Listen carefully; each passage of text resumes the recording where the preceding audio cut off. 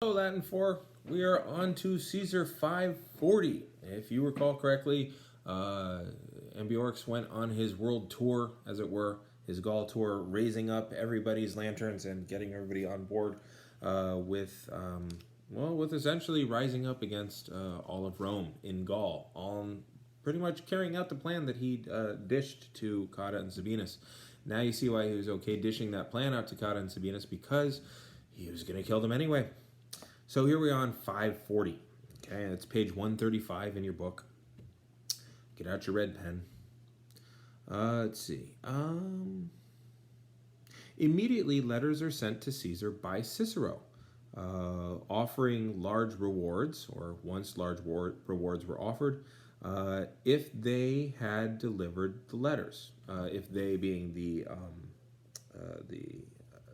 messengers, okay, runners. And usually, by the way, this is local Gauls, not Romans. Okay, Romans are for fighting. Gauls are for doing the menial support tasks. Okay, so these are locals. So if they had delivered them, all the roads were blocked, and all those men who were sent out were caught. Were intercepted. The sent ones were intercepted. By night, the turres, the towers, were constructed with up to the number of 120 with tremendous speed for the sake of fortification from the lumber which they had brought in. Okay. So you remember that there was a legion that was bringing in lumber. Here was why. They were adding battlements. They were adding defenses and things like that. And those things that seemed to be lacking for the work or for the labor, they finished. Okay, so in other words, they finished all the little projects of defense that they were making. Now we're on page 136. So this chapter is really about just kind of getting ready for the battle. It's that montage scene where people are training the farmers to do the fighting on the Clone Wars, or on the Mandalorian, or in Seven Samurai, or. So the enemies on the next day, or on the following day, once they had gathered much larger forces, attacked the camp, and they filled in the trench. So there's a trench, like just essentially a moat without the water that you dig around your fortification, which they have to go all the way down. They brought in dirt and just filled it all in.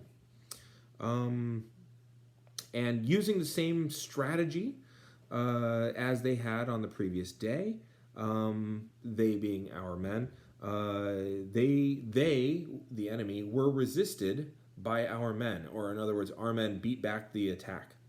The same thing happened on the other days, or on all the other days.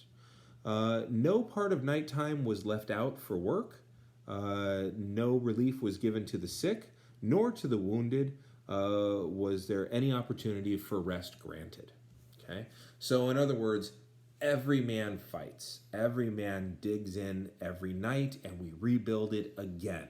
And so it's just this constant knockdown, build up, knockdown, build up, knockdown, build up. Because if anybody stops at any point at night, then they're just gonna overwhelm them. Again, this has got to be exhausting, and the Gauls must have an unending supply of men for this to work. Now we're on to page 137. We're on line 11. Quaecumque. Fun word. Whatever things are necessary for the attack on the next day are prepared for at night. They burned many stakes at the end. In other words, you sharpen sticks and then you burn them. I don't quite understand the burning of them, quite honestly. It might make it sharper or something. And a large number of spikes for the wall are set out. And there are wonderful pictures of this if you look up like Roman encampment. But essentially what they do is they weave a bunch of wicker work and then they stick spikes out through there. So you can't just climb up it. You stick spikes through there so it's even more hostile to them. The towers were covered with boards. What do you want to say? Yeah, the towers were covered with boards. The battlements or the defense works, the parapets. Look up what these things are, by the way, so you get a visual for it. I don't know how to do that in links or anything like that. Sorry. Otherwise, I'd point to this spot right here, and then a box would pop up with a link. But I barely know what I'm doing. The towers. Where was I? Were covered with boards. The pinnacles or the battlements or the highest parts and the defense works, the parapets, were woven from wicker work. Cicero himself, because he was in very poor health, didn't even leave the nighttime for himself for rest. So much so like he's refusing to give in.